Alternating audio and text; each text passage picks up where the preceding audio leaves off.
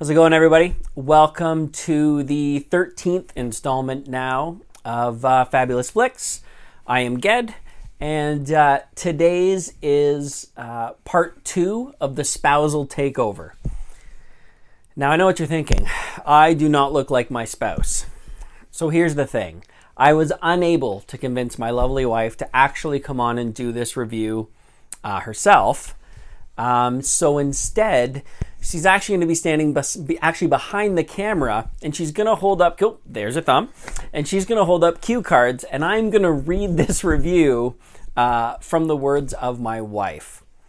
Now, keep in mind that this is being written by my wife and not me. I actually don't exactly know what it's going to say, so we could probably have a bit of fun with this. And since this movie is from the youth of my wife, I'm actually sitting in her childhood bedroom where she watched this movie repeatedly.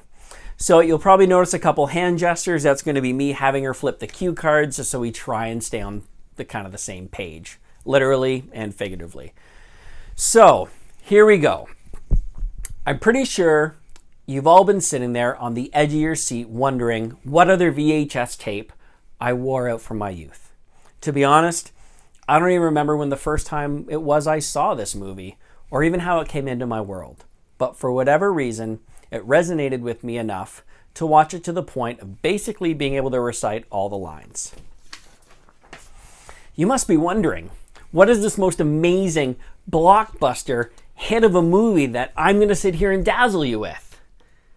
Today's movie review is Pump Up the Volume.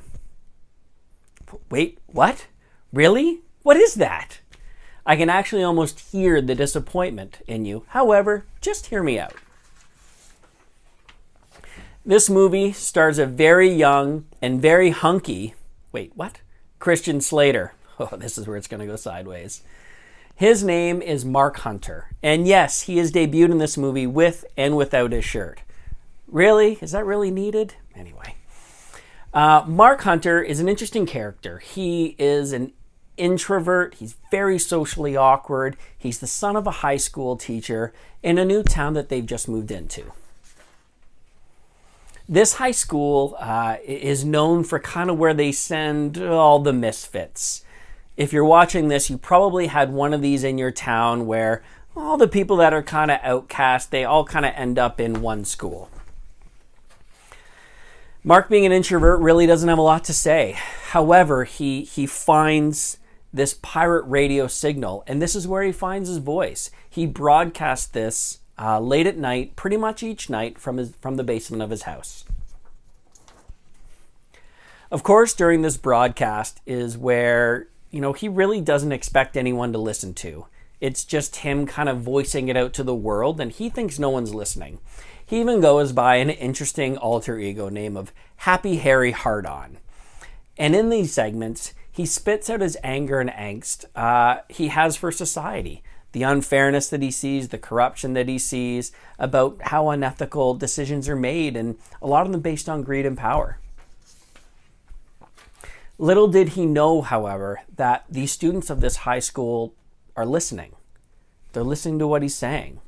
And he unwillingly and unknowingly sparks this huge fire in these individuals so that they can actually stand up and have the courage to say what they believe in. And this is the moment. This is my spouse Stacy's moment in this movie. So please enjoy it. Bugs me. Everyone thinks they know how a person should be. Well, who cares how I should be, I mean, in real life, I could be that anonymous nerd sitting across from you in chem lab, staring at you so hard. And then when you turn around,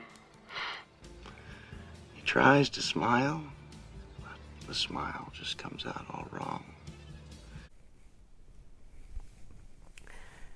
So you're probably wondering, where does Christian Slater having his shirt off come into a movie demonstrating a movie towards speaking your truth? Not really sure where the shirt off thing comes in, but we're going to keep rolling with it. I'm just glad we're not sitting here reviewing Twilight, because there'd probably be a 25-minute scene with Taylor Lautner running around the woods. Anyway, back to this review. Enter Nora De Niro. She's very curious about who this crazy pirate radio guy is on the radio that she's hearing every night. And she's also been a victim to this corruption at school. She kind of feels like an outcast. So for lack of better words, she feels a connection to this guy. She wants to meet him in real life. And I'm pretty sure you can tell where this goes, and that's where his shirt comes off. Although this movie did not win any awards, and quite frankly, when I searched for it, you can't even buy it on Blu-ray. Like, you actually have to find it on DVD. It didn't win any awards. It still has 80% on Rotten Tomatoes on a whopping 35 reviews. But there's something about this movie that'll draw you in. I'm positive that there'll be characters that will mirror your high school world, be it the shy, introverted Mark, the prim and proper Paige, or the one crying out for help like Malcolm. This movie taught me that no matter what, be yourself, speak up for what you believe in, and that someone's always going to be there to listen. Please enjoy this movie. It is available, believe it or not, pirated on YouTube in about 15 sections. I'll show the link at the end of this so you can watch it. It's kind of fitting that a movie about pirated radio is available pirated on YouTube. For your enjoyment, pump up the volume. We'll see you next time. And here's my last note. If we can get 20 people or more to share this video, Stacy has given me her word that she will appear on next weekend's Spouse Edition. So 20 people, I need you to share this, and we can watch my wife awkwardly make her way through one of these reviews. Take care, guys.